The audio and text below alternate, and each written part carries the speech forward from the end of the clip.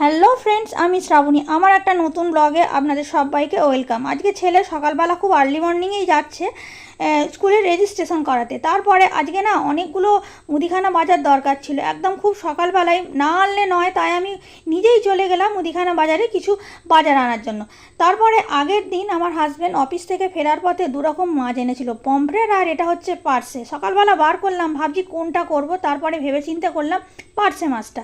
আর আমাদের এখানে বাড়ির পেছনে একজনের বাড়িতে গরু আছে, তাদের না গরুর বাছুর হয়েছে, মানে বাচ্চা হয়েছে। আর অনেক দিন ধরেই ভাবছি একটু দেখতে যাবো। আর এটা না আমার খুব ভাল লাগে। ছোটোবেলায় আমাদের বাড়ির পাশে একটা মাঠ ছিল, আর অনেকের গরু বাঁধতে আসতো, আর সেখানে বাছুর নিয়ে না আমরা খুব খেলা করতাম অনেক বন্ধু মিলে। সেটাই আজকে খুব ভালো করে মনে পড়ে যাচ্ছে। আর এখানে একটা গাছ আছে, এটা বলছে নাকি একটা কাঠবাদামের গাছ। যাই হোক, গাছটা আমি কোনোদিন দেখিনি, এই প্রথম দেখলাম কাঠবাদামের গাছ এরকম হয়। এই ভিডিওটা এই রকমই, ভালো লাগলে লাইক করবেন। টাটা।